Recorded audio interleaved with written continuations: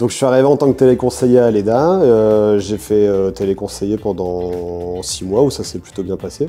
Et ensuite, au bout de 6 mois, il y a eu la création d'une nouvelle école, une nouvelle branche qui était EFM Fonction Publique, et en même temps la création d'un poste de téléconseiller référent. Donc le but du téléconseiller référent, c'était de traiter les premiers contacts, les premières demandes, et puis petit à petit de constituer une équipe, de former les nouvelles recrues, de les accompagner, de les manager. J'ai candidaté et j'ai été pris, du coup. Donc je suis passé chef d'équipe. J'ai fait chef d'équipe pendant un peu plus de 2 ans, 2-3 ans, et après j'ai eu l'opportunité de passer chef des ventes. Un peu la même chose avec une équipe plus conséquente, on va dire. Et il y a 1 an, j'avais une équipe de 27 vendeurs, et donc là, il y a eu une nouvelle création de poste, le poste de responsable des ventes. Pareil, hein, j'ai postulé, j'ai été pris, donc c'était ma 4e évolution, et ça fait donc maintenant un peu plus d'1 an que je suis responsable des ventes chez Eduneo. Mon rôle principal, c'est d'être le responsable des ventes, comme son nom l'indique. Je suis le relais des managers, je travaille avec les managers au quotidien. Donc là, actuellement, il y a 4 équipes chez Eduneo, avec des managers qui sont là depuis quelques années, d'autres qui sont arrivés un peu plus récemment, avec des petites équipes, des équipes un peu plus grosses. Hein. On a 4 équipes. On a Ludivine, là, que vous avez vu tout à l'heure, qui est manager depuis maintenant 1 mois, donc c'est assez récent. On a Christophe qui est arrivé chez nous il y a à peu près 6 mois, mais qui a une longue expérience avant dans le management et dans le domaine commercial. David qui a occupé des postes à responsabilité dans des grandes enseignes de la distribution et qui est chez nous depuis plus d'1 an. Et on a Vicky qui elle est chef d'équipe et qui est pareil, un peu comme moi, qui est arrivée en tant que téléconseillère, qui a ensuite eu un poste de téléconseiller référent et qui aujourd'hui est chef d'équipe. Voilà. Alors l'intégration chez nous, elle se fait en plusieurs étapes. Le premier jour, c'est une journée consacrée à 100% à de la formation théorique, donc on va leur expliquer les techniques, les premières techniques de vente. On va aussi faire en sorte qu'ils puissent s'intégrer au sein de l'entreprise parce que c'est important, qu'ils sachent quels sont nos modes de fonctionnement, les règles de vie qu'on peut avoir dans l'entreprise, qu'on puisse les présenter aussi au niveau des équipes, faire le tour du propriétaire, comme on dit, pour qu'ils puissent se repérer. Ensuite, ils passent un peu de temps avec moi au début, parce que c'est moi qui m'occupe en partie des formations. Et puis, petit à petit, on les met sur le terrain. Le lendemain, ils ont la possibilité de faire des écoutes d'appel, par exemple. Et puis oui, alors donc l'idée, c'est de pouvoir les suivre, les accompagner. Ils prennent des appels de prise de rendez-vous dans un premier temps, en étant suivis, accompagnés par le manager. Et petit à petit, on les lâche au fur et à mesure, mais en gardant un suivi de proximité. C'est l'idée des open space, c'est que le manager puisse être présent toujours avec les nouveaux intégrants. Et notre façon de faire, c'est à la fois allier la théorie et la pratique, de pouvoir avoir des personnes au téléphone, d'avoir des contacts, de pouvoir apprendre à s'organiser aussi, parce que c'est très important dans notre métier, tout en ayant une partie théorie qui est utile, parce qu'on a pas mal de personnes qui n'ont jamais fait ce métier, qui parfois n'ont jamais fait de vente non plus, qui ont des prédispositions, qui ont certaines petites choses qui font que ça peut marcher.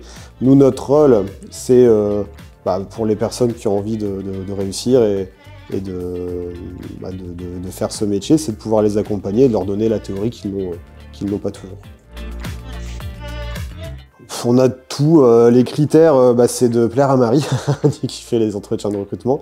Après, ce qu'on recherche, c'est des personnes qui ont envie de réussir déjà, parce que c'est un métier de vendeur, donc la vente, c'est aussi un peu de challenge, c'est aussi vouloir se dépasser, c'est atteindre ses objectifs, c'est aller chercher une rémunération qui est à la hauteur de son travail et de son talent, parce que les deux sont liés. Alors, selon moi, des avantages, il y en a quand même beaucoup. Le premier avantage, c'est l'avantage principal du métier de vendeur et de commercial, ça va être au niveau de la rémunération, parce qu'on a des rémunérations qui sont assez attractives, intéressantes et qui ne sont pas plafonnées. Donc l'intérêt, c'est de se dire, en fonction de moi, de mon travail et de mon talent, je peux avoir un salaire qui est très important. On a des salaires qui sont des salaires de cadre ou de cadre supérieur, hein, pour certains vendeurs, pas tout le monde, mais pour certains en tout cas c'est possible. Ensuite, le deuxième avantage, c'est de pouvoir avoir un cadre de travail qui est assez agréable, sympa, parce que on travaille avec des vendeurs, et les vendeurs, ils aiment bien être dans des bonnes conditions, ils aiment bien être un peu chouchoutés, ils aiment bien aussi le challenge, les défis, donc on essaye d'animer le quotidien des vendeurs du mieux possible.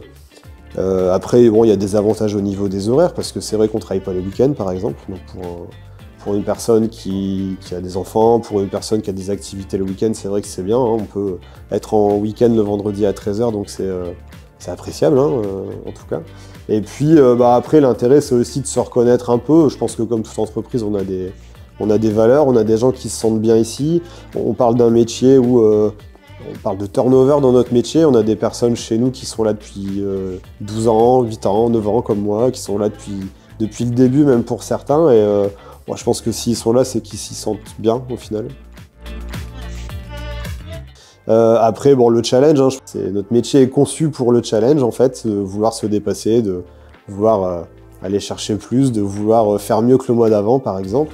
Bon, la bienveillance, c'est des mots qui remontent aussi. Le rôle, par exemple, des managers, c'est pas de mettre le stress à la personne ou de lui mettre une pression inutile, c'est plus de l'aider, de l'accompagner, de la réconforter, de lui donner les billes, les bons outils aussi pour qu'elle puisse réussir.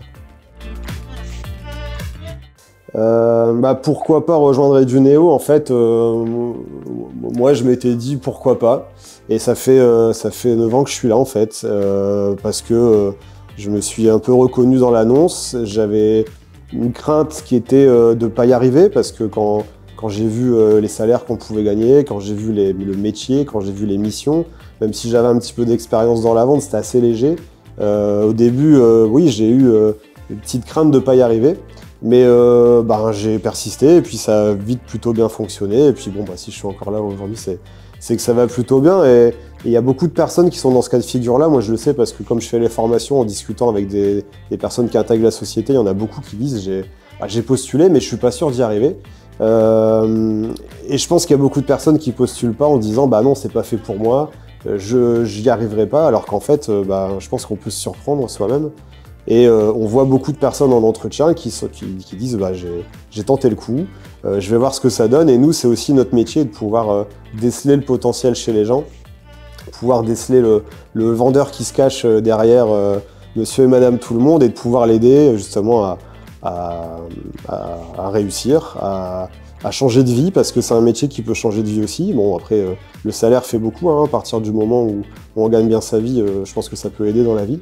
Et puis même au niveau des valeurs, parce qu'on a beaucoup de personnes qui ne se savaient pas, qui manquent un peu d'assurance, qui dans la vie de tous les jours ne sont pas des personnes forcément très extraverties.